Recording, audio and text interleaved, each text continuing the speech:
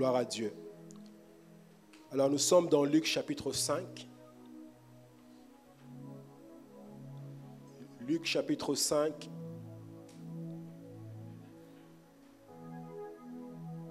Du premier verset jusqu'au verset 7.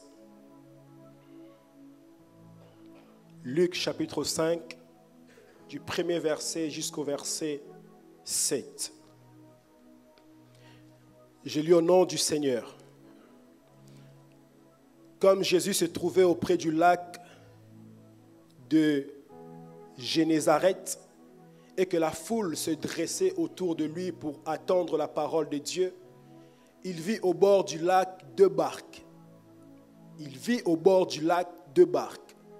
D'où les pêcheurs étaient descendus pour laver leurs filets. Jésus, il monta dans l'une de ces barques qui était à Simon et il le pria de s'éloigner un peu de terre. Puis il s'assit et de la barque, il enseignait la foule. Verset 4, lorsqu'il eut cessé de parler, il dit à Simon, avance en pleine eau et jetez vos filets pour pêcher. Simon lui répondit, Maître, nous n'avons travaillé toute la nuit sans rien prendre. Mais sur ta parole, je jetterai le filet. L'ayant jeté, ils prirent une grande quantité de poissons et leur filet s'est rompé. Le dernier verset, le verset 7, ils firent signe à leurs compagnons qui étaient dans l'autre barque de venir les aider. Et ils vinrent et ils remplirent les deux barques au point qu'elles s'enfonçaient. Alléluia. Ézéchiel 37 au verset 7. Je prophétisais selon l'ordre que j'avais reçu. Et comme je prophétisais, il y eut un bruit. Et voici, il se fit un mouvement et les eaux se rapprochèrent les uns des autres. Est-ce que nous pouvons acclamer la parole de Dieu? Alléluia.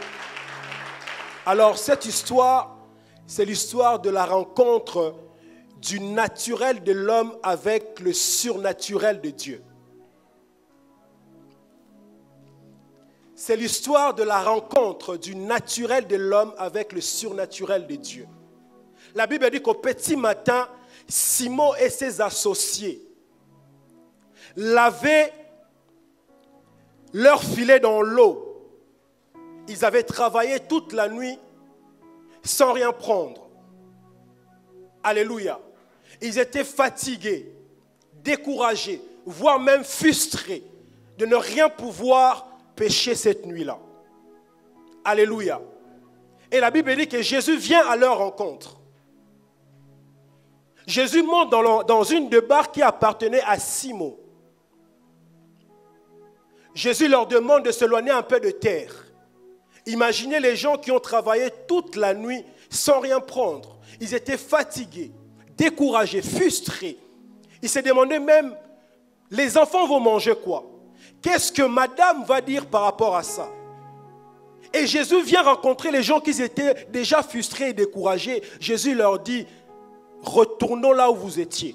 J'aimerais dire à quelqu'un, ce moment où que tu arrives à baisser les bras, ce moment que tu essaies d'abandonner, c'est là que Jésus vient à ta rencontre. Ils étaient prêts à abandonner. Ils étaient prêts à rentrer chez eux. Et c'est en ce moment-là que Jésus vient à leur rencontre. Et Jésus leur dit, retournons là où vous étiez. Alléluia. La Bible dit que Jésus s'assoit dans leur barque. Et il commence à prêcher. Il commence à les enseigner. Imaginez vous enseigner aux gens qui ont travaillé toute la nuit. Ils étaient déjà fatigués.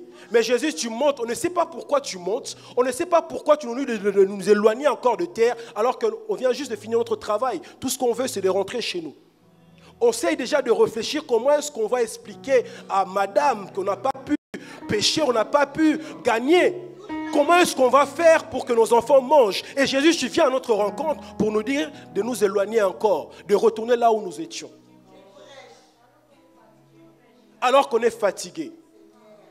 Et en plus de ça, Jésus ne dit rien. Il n'explique pas le pourquoi on doit s'éloigner de terre, de pourquoi on doit retourner là-bas.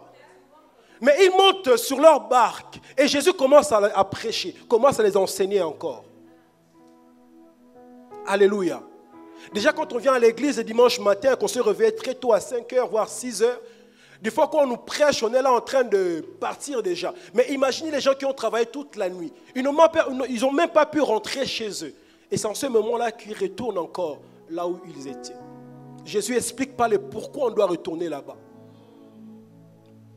Ils s'assoient dans leur barque et ils commencent à prêcher. Ils commencent à enseigner. La Bible dit que quand il a fini de prêcher, quand il a fini de terminer, il dit à Simon, avance encore plus loin. Les mots exacts, il leur dit, avancez en pleine eau. Avancez en pleine eau et jetez vos filets. J'aime la réponse de Simon. La réponse de Simon, c'est une réponse professionnelle. C'est une réponse logique. Simon répond à Jésus, il lui dit, Maître, nous avons travaillé toute la nuit. Maître, nous avons travaillé toute la nuit. Et nous n'avons rien pris, nous n'avons pas péché. Mais sur ta parole, je jetterai mon filet. C'est comme si Simon voulait lui dire, Maître, je sais que ce que tu es en train de me dire là est impossible. Mais puisque tu as parlé, Seigneur, je jetterai mon filet. Alléluia. Simon sait que les paroles de Jésus, c'est impossible. Pourquoi? Parce que Simon, c'est un pêcheur professionnel. Simon n'est pas un amateur. C'est son travail, la pêche. Donc, il connaît la pêche. Il sait que pendant le jour, c'est impossible de pêcher. Pourquoi? Parce que pendant le jour, il y a des bruits. Et les poissons ne sont pas sur la surface. Les poissons sont dans la profondeur. Ils se cachent pendant le jour. Il n'y a aucune chance pendant la journée de pouvoir attraper les poissons. C'est la nuit qu'on attrape les poissons parce que tout est calme. Les poissons remontent en surface. Mais le jour, c'est impossible. Simon le savait. Et dit quand même à Jésus,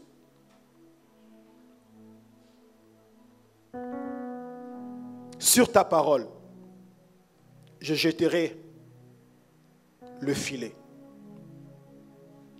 Sur ta parole, je jetterai le filet. Et c'est mon thème ce matin. Sur ta parole, je jetterai le filet. Seigneur, sur ta parole, je jetterai le filet. Alléluia. Nous sommes face à un contexte qui nous permet de passer à un échec public à une réussite spectaculaire. Alléluia. Ils ont passé toute la nuit sans rien prendre. Tout le monde le sait. Tout le monde est au courant que Pierre et ses associés n'ont rien pu prendre, n'ont rien pu pêcher. Alléluia. Mais Jésus permet à ceux que leur échec connu de tous soit aussi une réussite qui sera connue de tous. J'aimerais dire à quelqu'un, c'est là où tu as échoué, c'est là où tu vas réussir. Je ne sais pas si je parle à quelqu'un ce matin. Alléluia. Ne t'éloigne pas de l'endroit où on t'a critiqué. Ne t'éloigne pas de l'endroit où on t'a méprisé. C'est là où tu as échoué, c'est là aussi que tu vas réussir. Alléluia. Est-ce que je parle à quelqu'un ce matin? Tout le monde le savait. Tout le monde était au courant que Simon et ses associés, ils ont rentré le main vide. Il n'y a pas les poissons. Tout le monde a vu, tout le monde était au courant. Alléluia. Mais j'ai béni le Seigneur parce qu'après, au départ, ils étaient tous seuls. Mais Jésus est venu à leur rencontre. Et les choses ont changé. Les choses ont changé. La possibilité que Jésus nous donne ce matin, c'est de passer à un échec public, à une réussite publique aussi. À un échec public, à une victoire publique aussi. Alléluia. Deuxième possibilité. c'est que ce texte veut nous dire, avec Dieu, il est possible de là où même on a échoué, que l'on puisse réussir. Dieu n'a pas besoin de te faire déménager. Dieu n'a pas besoin de te changer d'endroit pour te faire réussir, frères et sœurs. C'est au même endroit. À l'endroit où tu as échoué, Dieu est capable de te faire aussi réussir au même endroit. Aide-moi dire à quelqu'un au même endroit. Tu n'as pas besoin de déménager. Tu n'as pas besoin de quitter. Reste là. Dieu est capable de l'endroit où il t'a fait échouer, que tu puisses réussir aussi. Alléluia. Dieu est capable de cela, frères et sœurs. Au même endroit, on a constaté tes limites. Au même endroit, on a constaté tes échecs. Dieu est capable de te donner la victoire au même endroit. Est-ce que je parle à quelqu'un ce matin? Au même endroit. Aide-moi encore à dire à quelqu'un au même endroit. Pas ailleurs. Alléluia. C'est au même endroit. Là où on t'a vu souffrir. Là où on t'a méprisé. Là où on s'est moqué de toi. C'est là que Jésus va te lever. C'est là que Jésus va te lever. Alléluia. Jésus peut te donner le jour, c'est que tu étais censé recevoir la nuit.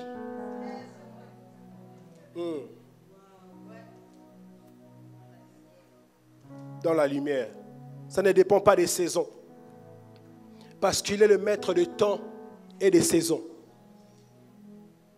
Il est le maître de temps et des saisons.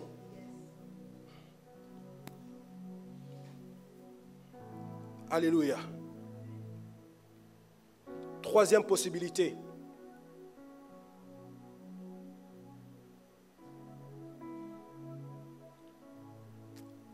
Dans ce texte, Dieu est en train de montrer combien il est capable de faire en sorte qu'il y ait des témoins de ceux qui t'ont vu échouer. Des témoins de ceux qui ont vu tes limites. Des témoins de ton échec. Dieu est capable de les changer pour faire d'eux des témoins d'une réussite spectaculaire.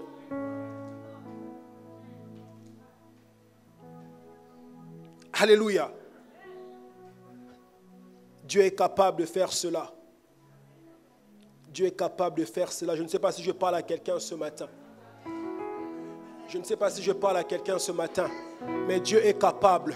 Je ne sais pas si tu étais sur le point d'abandonner. Je ne sais pas si tu es sur le point de baisser les bras. Mais le Seigneur m'envoie ce matin te dire, ne baisse pas les bras. Je suis avec toi. Ne baisse pas les bras. Je suis avec toi. Les projets que tu as voulu, reporter, le projet que tu as voulu laisser là, Dieu m'envoie ce matin pour te dire, reprends encore ce projet. Commence encore à réfléchir sur ce projet. Commence encore à écrire sur ce projet. Reprends ce projet-là parce qu'il est capable de te faire réussir au même endroit que tu as échoué. Dieu est capable. Dieu est capable. Voilà pourquoi dans ta vie, frères et sœurs, il y a des personnes que tu dois beaucoup prier pour que ces personnes-là ne meurent pas. Tu dois intercéder. Tu dois être leur intercesseur. Tu dois être leur intercesseuse. Priez pour tes ennemis. Priez pour tous ceux qui souhaitent ta mort. Priez pour tous ceux qui souhaitent ton déménagement. Tu dois prier pour eux. Tu sais pourquoi? Tu sais pourquoi? Parce que ces personnes-là doivent voir ta réussite. S'ils meurent, comment est-ce que les personnes-là vont savoir que tu avais réussi? Comment est-ce que ces personnes-là sauront que non, là tu as réussi. Là enfin tu as réussi. Frères et sœurs, ne prie pas pour tes ennemis, pour qu'ils partent. Prie pour qu'ils restent là. Prie pour qu'ils restent là. Aide-moi à dire à quelqu'un, prie pour qu'ils restent là. N'envoie pas les flèches dans tes prières. N'envoie pas des choses bizarres dans tes prières. Mais prie pour eux, Seigneur, garde-les en vie.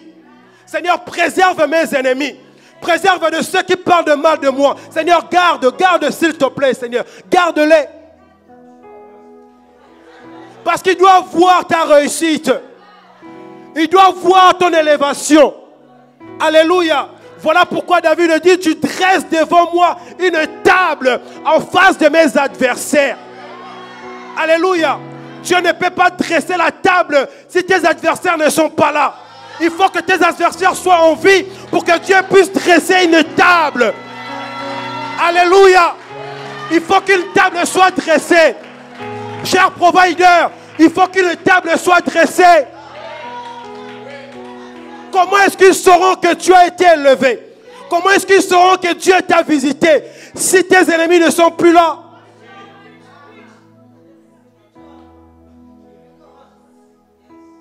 Est-ce qu'il y a une intercesseuse ici ce matin? Est-ce qu'il y a un intercesseur ici ce matin? Prie pour que tes ennemis restent. Prie pour qu'ils ne meurent pas. Prie, prie, prie, intercède, intercède. Intercède, intercède. Même lorsque tu rêves d'eux qui sont morts, réveille-toi la nuit, dis sans effet, je refuse. Il ne mourra pas. Cet homme ne mourra pas. Cette femme ne mourra pas. Dieu ne m'a pas encore visité. Je refuse que tu meurs. Dieu ne m'a pas encore refusé. Je refuse ta mort. Tu vivras. Non pas tu rencontreras les œuvres de l'Éternel, mais tu vivras afin de voir mes œuvres que l'Éternel a fait.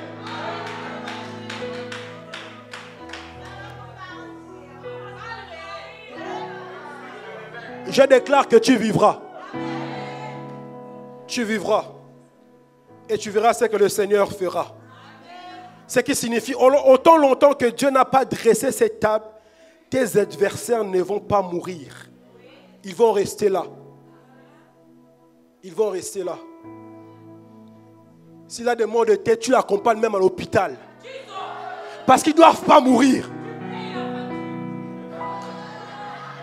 Ils ne doivent pas mourir. Ils vont rester là. Parce que s'ils meurent très tôt, ils mourront sans savoir que Dieu t'a visité. Ça ne peut pas se terminer comme ça. Refuse cela au nom de Jésus.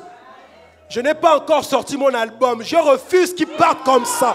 Je refuse qu'il parte comme ça. Je n'ai pas encore écrit mon livre. Je refuse qu'il parte comme ça. Je refuse qu'il parte comme ça. Je n'ai pas encore créé cette entreprise. Je refuse qu'il parte comme ça. Je refuse.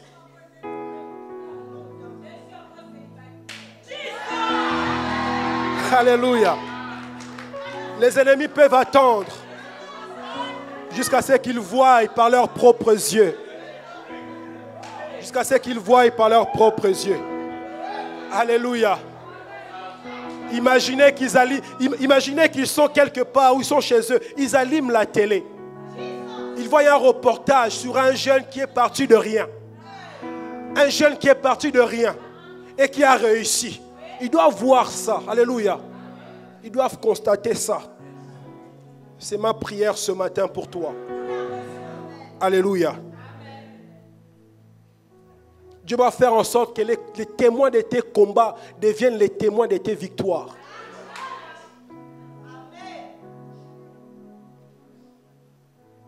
Alléluia.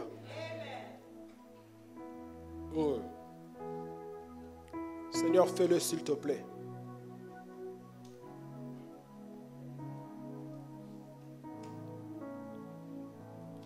Quelques points à retenir. Dans cette histoire, premièrement, situation stérile et impossible au départ. Les lacs seraient vidés de poissons. Il n'y avait plus de poissons. Une situation impossible pour Pierre et ses associés. L'intervention pure et humaine a échoué. Une nuit entière consacrée par des professionnels, des gens qui connaissent la pêche. Tu connais ton travail. Personne ne peut te l'expliquer. Tu connais les stratégies, tu sais comment est-ce que tu peux attraper les poissons. Ça, c'est toi qui connais. Parce que tu es professionnel. C'est ton intelligence. C'est quelque chose que tu as appris à l'école. Une formation que tu as faite. Tu connais parfaitement ton travail. Mais ça a échoué. Ça ne dépend pas de ce que tu connais. Ça ne dépend pas de tes diplômes, frères et sœurs. Ça ne dépend pas des formations que tu as faites, mais ça dépend de la volonté de Dieu. L'intervention pure et humaine a échoué. Troisièmement, Simon accepte la parole de Jésus par la foi.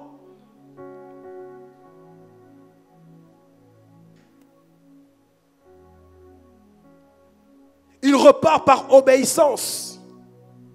Il ne sait pas pourquoi il part. Malgré la fatigue, Simon accepte quand même de retourner là où il a échoué. Combien de fois, frères et sœurs, nous acceptons de retourner là où nous avons échoué?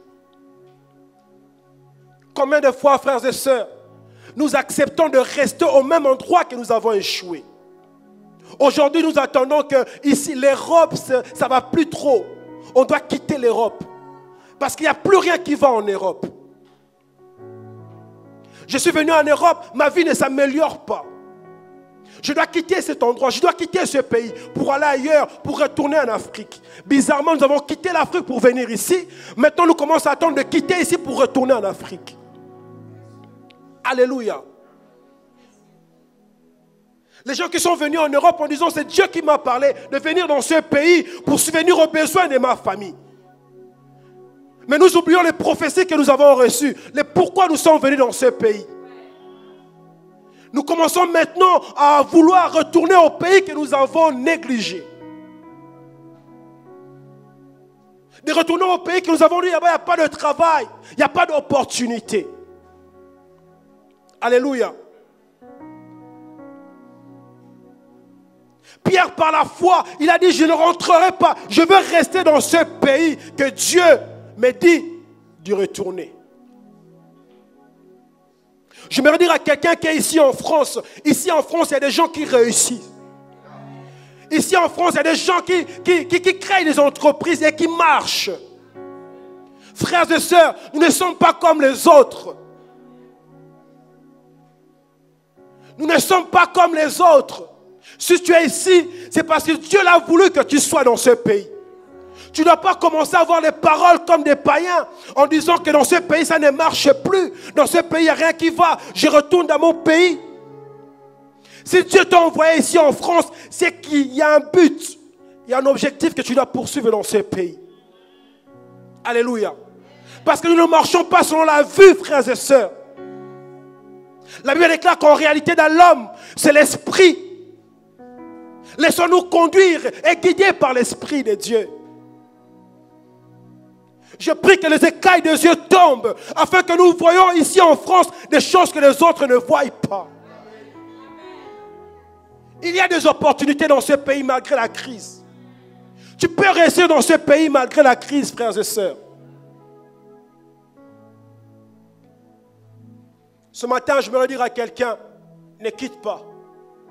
Reste là où tu as échoué. Et sur sa parole, jette le filet. Sur sa parole, jette le filet. Jette le filet. Alléluia. Ne quitte pas, ne fuis pas.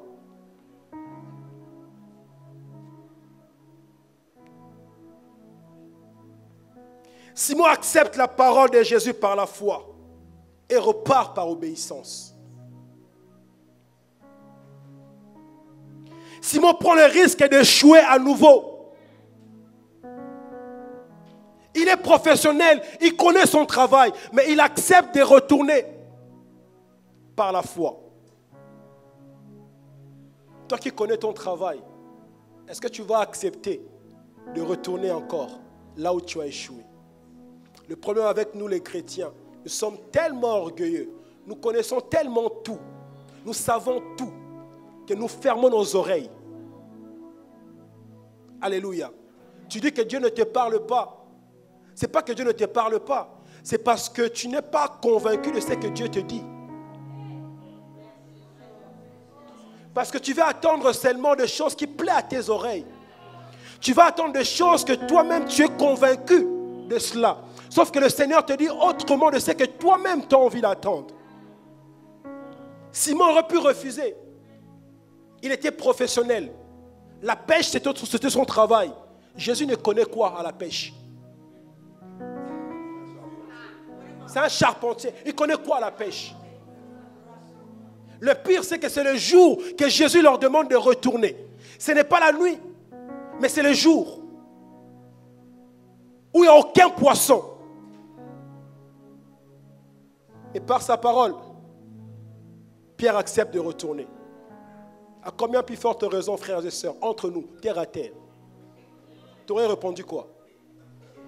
Moi, je suis informaticien, bac plus 5, hein, mais tu me parles de quoi?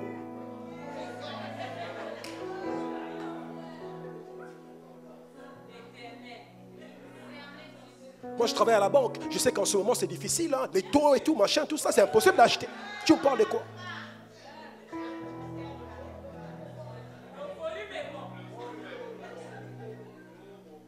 Alléluia. Que Dieu nous aide. Que Dieu nous aide. Simon prend le risque d'échouer à nouveau.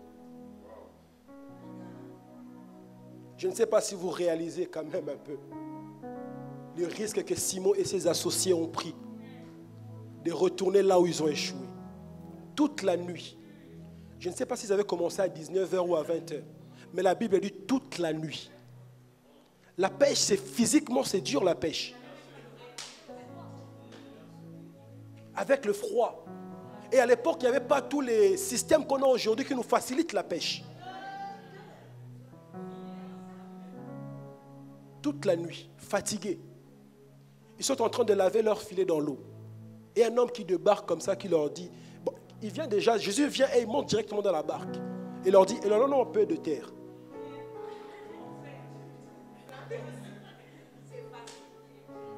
Simon accepte, mais on ne nous parle pas des associés de Simon, leur réaction, c'était comment? On nous parle que de Simon, mais on ne nous parle pas des réactions des autres. Et j'imagine les autres en train de regarder Simon en disant, mais pourquoi tu acceptes que... Sur ta parole, Seigneur. Et l'obéissance a provoqué le miracle. L'obéissance a provoqué le miracle. Souvent, ce n'est même pas les prières et les jeûnes. Souvent, c'est juste l'obéissance.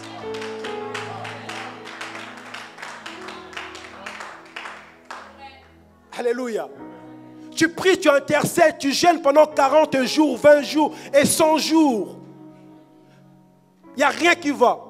Souvent, le Seigneur te regarde et il te dit, je ne t'ai pas demandé de jeûner. Depuis le début de l'année, je te demande juste d'écouter. De pratiquer ce que je suis en train de te dire. Dimanche après dimanche, je te parle, mais tu refuses d'écouter. Ce n'est pas ça. Et te voilà maintenant à l'hôpital parce que voilà, tu n'as pas mangé pendant 40 jours. Et tu commences encore à chasser les démons. Frères et sœurs, revoyons notre vie spirituelle.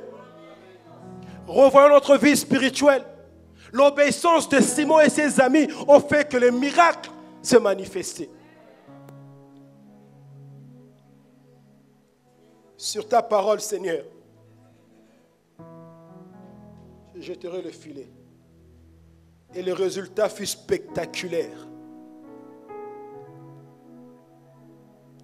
Jésus dit à Pierre, avance en profondeur.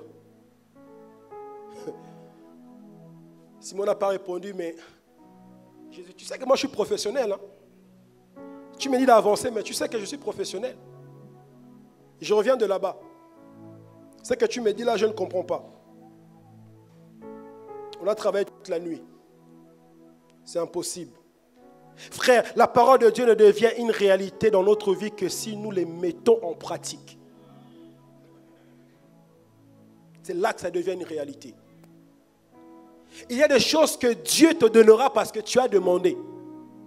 Mais il y a des choses que Dieu te donnera même si tu n'as rien demandé. Simon n'avait pas demandé de retourner là-bas. Mais Jésus a vu le besoin et il est intervenu. Alléluia. Simon n'avait pas prié. Simon n'avait pas dit, Seigneur, donne-moi. Non. Mais Jésus a vu le besoin. Il les a vus de loin en train de laver leur filet. La Bible déclare qu'avant que Jésus vienne à leur rencontre, Jésus était en train de prêcher déjà. Il prêchait à la foule. Mais quand il a vu Simon et ses amis en train de laver le filet, Jésus a senti le besoin. Jésus a compris. Et Jésus est venu à leur rencontre. Le but de Jésus, ce n'était pas de les prêcher. Le but de Jésus, c'était de pourvoir à leurs besoins.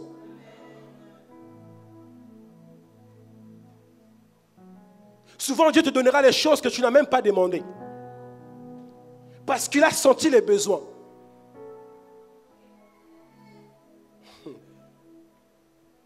Alléluia. J'ai pris que Dieu t'a introduit dans une dimension où tu demandes 2, mais il te donne 8. Alléluia. Ah. Que Dieu te donne cela au nom de Jésus. Il te donne au-delà de ce que tu as demandé.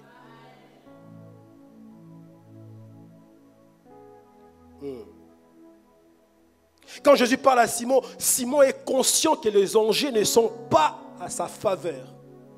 Mais il dit, sur ta parole, là où j'ai échoué, là où je suis limité, je jetterai encore le filet.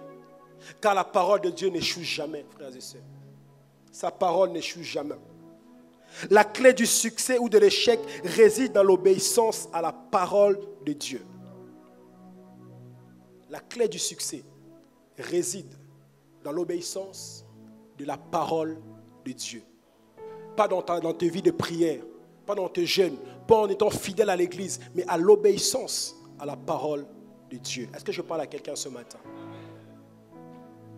Sur ta parole, je jetterai le filet.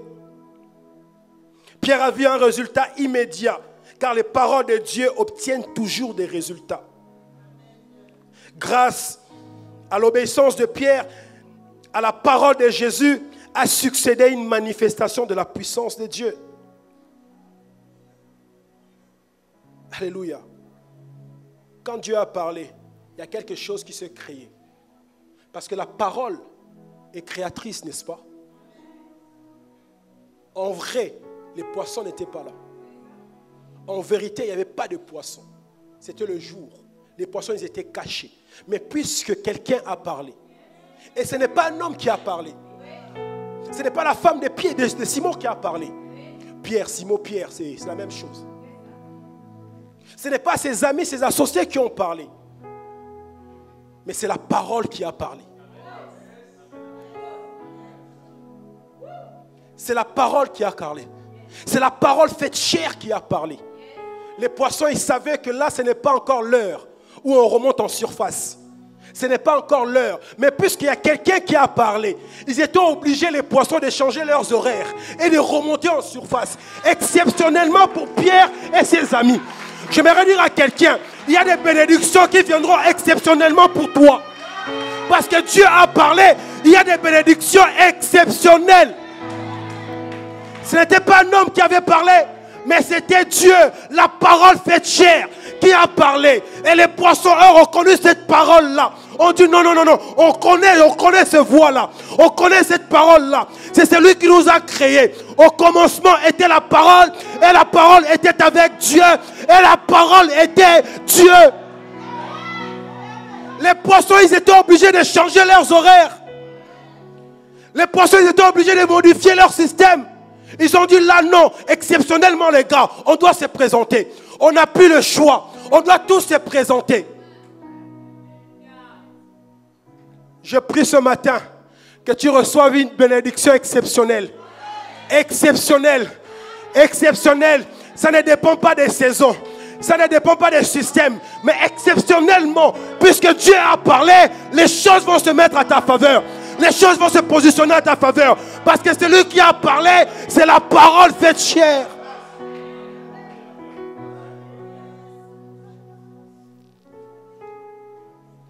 Alléluia.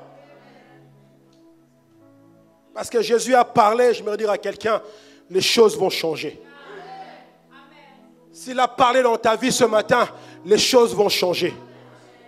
Alléluia. Ah. Quand la parole de Dieu est libérée, elle prend en otage l'atmosphère. Et elle impose à notre atmosphère. Elle impose à notre atmosphère. Alléluia. Quand il parle, c'est qu'il t'a condamné à la réussite et au succès. Tu es condamné à la réussite et au succès. Ah. Si tu te dis de jeter, il faut jeter. Ne te demande pas pourquoi je dois jeter, jette. Pourquoi je dois commencer, commence. Pourquoi je dois faire ceci, fais-le. Parce qu'il a parlé. Après je comprends, si Dieu ne vous a pas parlé, ne faites pas. Mais s'il vous a parlé, faites. Alléluia. Oh non, je ne peux pas créer cette entreprise-là parce qu'on est déjà beaucoup. Frères, sœurs, si Dieu t'a dit de créer cette entreprise-là, crée cette entreprise. Crée cette entreprise. Hébreux 11 au verset 3. C'est par la foi que nous reconnaissons que le monde a été formé par la parole de Dieu. En sorte que ce qu'on voit n'a pas été fait des choses visibles. Si les hommes ont besoin de matières premières pour créer quelque chose, ce n'est pas le cas de Dieu. Ces versets nous montrent que Dieu crée par la parole. C'est quand il parle que les choses se mettent en mouvement. C'est quand tu parles, les choses qui n'existaient pas viennent à l'existence parce qu'il a parlé. Quand Dieu parle, des choses qui n'existaient pas dans ta vie viennent à l'existence parce qu'il a parlé. Quand Dieu parle alors que tu es célibataire, tu n'as pas un prétendant. Quand Dieu a parlé, il y a un prétendant qui est déjà sélectionné quelque part. Quand Dieu parle alors que tu n'as pas de travail, il y a une entreprise qui est en train d'étudier déjà ton dossier parce qu'il y a quelqu'un qui a déjà parlé. Des choses qui n'existaient pas en toi commencent à exister. Pourquoi? Parce que Dieu a parlé. Alléluia. Et je déclare aussi, s'il y a des choses ou des maladies qui existent dans ton corps, je prie que Dieu parle afin que ces choses-là disparaissent au nom de Jésus. Au nom de Jésus. Quand Dieu parle, il y a quelque chose qui se crée automatiquement. Je te demande, mais je n'ai pas ça. Il y a beaucoup de gens, on les a prophétisés, qui seront des millionnaires. Vous posez la question, vous vous demandez, mais comment? Quand vous regardez votre compte en banque, vous dites, mais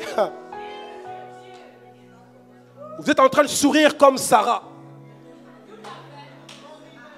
La Bible déclare qu'Abraham reçoit la visitation de Dieu. Et Dieu parle à Abraham en disant, telle année ta femme sera enceinte.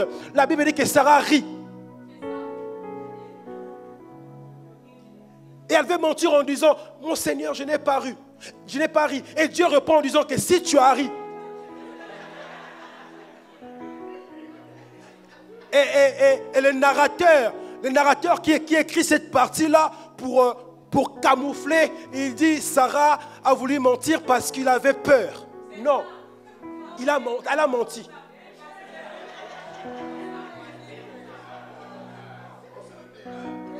Elle a menti. Elle dit que non, mon Seigneur, je n'ai pas ri. Si Sarah, tu avais ri.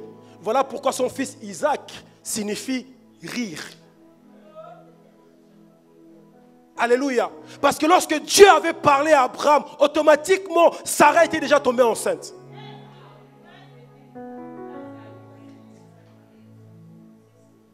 Abraham est juste venu terminer le travail. Mais lorsque Dieu a visité Abraham, c'était pour lui donner déjà Isaac.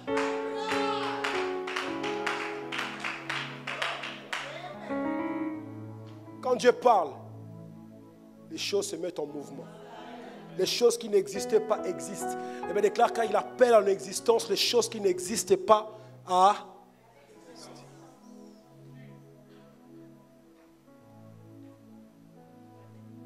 Alléluia. Est-ce qu'on est toujours ensemble?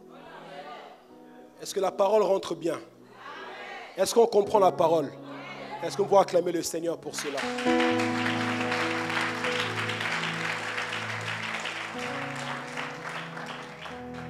Alléluia. Psaume 33, verset 9. Car il dit et la chose arrive. Il ordonne et elle existe. Ah, j'aime la parole de Dieu. Ah, il suffit de parler pour que les choses viennent à l'existence. Crois à la parole de Dieu. Crois à ce que la Bible dit à ton sujet. Ne néglige pas cela, frères et sœurs.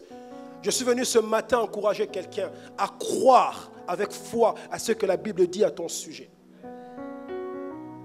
Crois à la parole de Dieu. Frère, nous ne venons pas ici par habitude. Nous ne venons pas ici pour, je ne sais pas, perdre notre temps. Non. Nous venons écouter la parole de Dieu. La parole faite chair. La parole qui transforme les vies. Alléluia. Rappelez-vous quand le Seigneur Jésus a transformé l'eau en vin. Lors de la cérémonie de mariage à Cana en Galilée. Avant le miracle, Marie avait dit aux serviteurs, faites ce qu'il vous dira. Dans Jean 2 au verset 5. C'est ça le secret. Les maîtres ensuite ordonnent aux serviteurs de remplir des vases d'eau. On parle de vin, mais Jésus demande à ce qu'on remplisse des vases d'eau.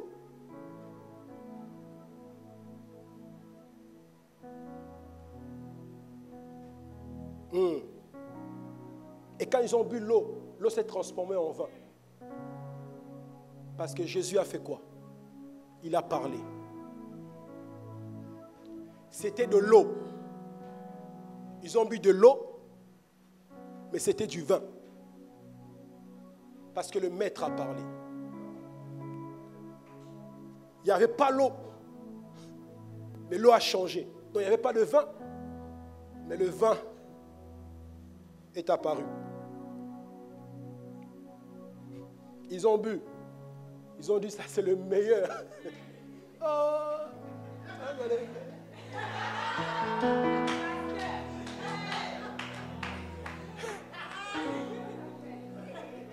Ils ont dit, jusqu'à présent, tu as gardé les bons. Alléluia. Le vin du ciel. C'est-à-dire que le vin qu'ils ont acheté au marché, au petit marché, là, c'était pas... En fait, tant qu'ils n'avaient pas encore goûté le vin là, et pour eux, le vin qu'ils avaient goûté, c'était le meilleur de meilleur.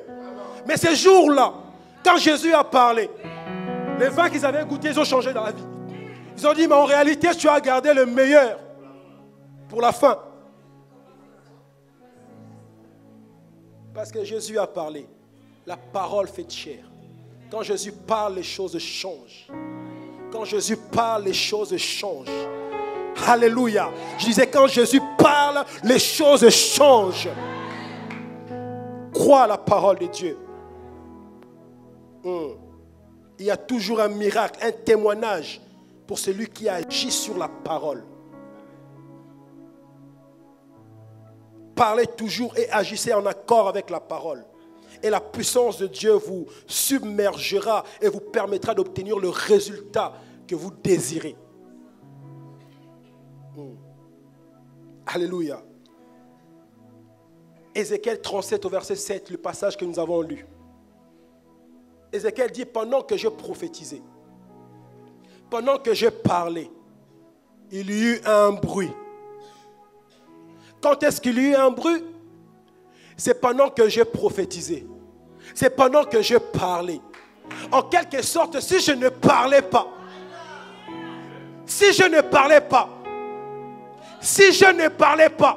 Ézéchiel dit, c'est pendant que je parlais, pendant que je prophétisais, qu'il y eut un bruit. Alléluia. Je vais dire à quelqu'un, ne te tais pas. Parle afin que les choses changent dans ta vie. Refuse de te taire. Ézéchiel a dit, si je me taisais, si je restais calme, il n'y aurait jamais de bruit. Mais puisque j'ai prophétisé, puisque j'ai parlé, il y eut un bruit. Il y eut un bruit. Alléluia. Aussi longtemps que je reste calme, tout reste aussi calme. Aussi longtemps que je refuse de prophétiser, il n'y a rien qui va se passer dans ma vie. Aussi longtemps que je refuse de déclarer, il n'y a rien qui va se mettre en mouvement. Ézéchiel a compris cela. Et il a dit, pendant que je prophétisais, je me suis rendu compte que pendant toutes ces années-là, je restais calme. Je n'ai rien dit. Et il n'y a rien qui se passait. Mais pendant que je commençais à parler, pendant que je commençais à prophétiser, je commence à entendre de bruit. Je commence à entendre quelque chose. Je vais dire à quelqu'un, dans ta vie, refuse de rester silencieux face aux situations que tu traverses. Refuse de rester calme face aux problèmes que tu trouves qui ne sont pas normaux. Parle sur ça. Prophétise sur ça. La parole va agir. La parole va se manifester. Est-ce que je parle à quelqu'un ce matin? Refuse de te taire sur des situations que tu ne comprends pas. Refuse et parle. Tu as la parole avec toi. Parle. Parle. Parle. Prends appui sur la parole. Refuse de te taire. Refuse de te taire. C'est bien qu'on prophétise sur toi, mais il y a un moment donné où tu dois prophétiser sur des choses ou sur toi-même. N'attends pas seulement qu'on prophétise sur toi. Prophétise aussi sur ta situation. Parle aussi sur ta situation. Parce que celui qui est en toi est plus fort, est plus grand, est plus puissant. Et il est capable d'agir. Il est capable de changer la situation que tu traverses. Dieu est capable. Je dis à quelqu'un, Dieu est capable. Faites ce que Dieu t'a dit, jette ton filet. Pas parce que tu veux, mais c'est parce que Dieu veut. Dieu veut que tu jettes ton filet ce matin. Dieu veut que tu jettes ton filet ce matin. La parole est capable de te faire réussir là où tu as échoué. Jette ton filet. Dieu ne te parle pas pour que tu écoutes seulement, mais il te parle pour que tu mettes en pratique ce qu'il est en train de te dire. N'écoute pas seulement. Quand tu viens à l'église, des choses qui te concernent, des choses là où vous dites Amen, vous recevez la parole de Dieu, vous dites prêche pasteur, Alléluia pasteur. Mais quand tu rentres, il faut mettre ces choses que tu as compris, les choses que tu as captées dans l'esprit et les mettre en pratique. Commence à parler, commence à prophétiser sur ça. Qu'est-ce que l'évêque nous a dit ce dimanche? Alors je vais mettre ça en pratique. Alléluia. Je vais commencer à parler, je vais commencer à prophétiser sur ça. Je vais réussir dans ma vie. Voilà, j'ai la parole avec moi. Parle sur ça. Le problème est que nous disons Amen aux choses. Alléluia, nous sommes bénis. Mais dans la semaine, nous restons calmes face aux situations que nous traversons. Tu es là, tu passes des moments difficiles. Je ne connais pas ta vie, je ne sais pas ce que tu traverses. Mais quand tu vas rentrer, si tu as compris ce message, commence à parler sur ces situations-là. Prends ta Bible, prie, élève-toi. Commence à déclarer ce que tu veux voir. Alors que l'année arrive à sa fin, qu'est-ce que tu attends de Dieu? Des choses que tu n'as pas vues de Dieu. Commence à parler, commence à prophétiser. Dieu est capable, même s'il reste 2 jours avant qu'on passe en 2024, Dieu est capable de changer les situations. Ça dépend de ta foi, ça dépend de ce que tu vois, ça dépend de ta façon de voir la parole de Dieu. Mais je te dis ce matin que Dieu est capable. Dieu est capable. Psaume 29 au verset 9. La voix de l'Éternel fait enfanter les biches. La voix de l'Éternel fait enfanter les biches. Elle dépouille les forêts. Dans son palais, tous s'écrient gloire. Sa voix est puissante. Elle fait enfanter les biches. Quand Dieu parle, cette parole est une puissance. Il y a des anges qui se mettent en mouvement quand Dieu parle.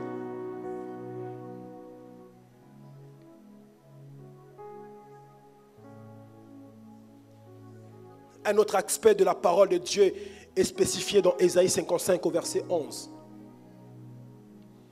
Ainsi en est-il de ma parole qui sort de ma bouche. Elle ne retourne pas à moi sans effet, sans avoir exécuté ma volonté et accompli avec succès. C'est pourquoi je l'ai envoyée. La parole de Dieu sur Pierre a exécuté la volonté de Dieu. La parole ne pourrait jamais retourner sans avoir exécuté la parole.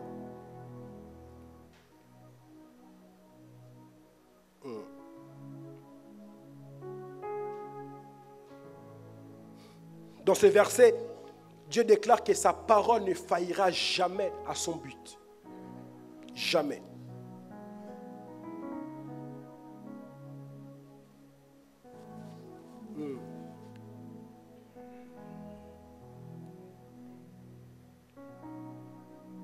Il nous garantit qu'il promet que sa parole accomplira exactement ce qu'il dit qu'elle fera.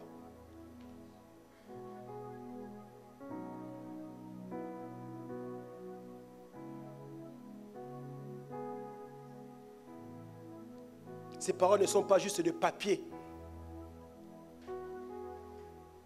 Mais dans cette parole, il y a la vie. Dans ces paroles, il y a la vie. Ce ne sont pas juste la Bible qu'on lit ce matin, qu'on est en train de lire ce matin, mais cette parole, il y a la vie. Il y a la vie dans ces paroles.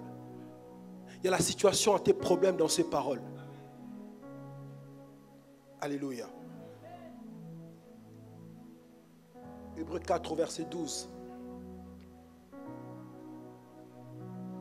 Car la parole de Dieu est vivante et efficace, plus tranchante qu'une épée quelconque à deux tranchants, pénétrante jusqu'à partager âme et esprit, jointure et moelle. Elle juge les sentiments et les pensées du cœur. La parole de Dieu. La parole de Dieu. Alléluia. Elle est vivante, efficace, pénétrante et agit dans chaque domaine de ta vie. Je parle de la parole de Dieu. Je ne parle pas que d'un simple livre. Je ne parle pas que de papier que tu peux déchirer. Mais je parle de la parole de Dieu. Alléluia. J'aimerais inviter tous ceux qui n'ont pas reçu encore la parole ce matin. Toi qui n'as pas encore accepté Jésus comme ton Seigneur et Sauveur, j'aimerais t'inviter ce matin à te lever et à recevoir cette parole qui va changer ta vie. À recevoir cette parole qui peut te transformer. Alléluia. Est-ce que tu es là ce matin? Si tu sais que tu n'as pas encore accepté Jésus comme ton Seigneur et Sauveur, je t'invite à te lever et nous allons prier ensemble.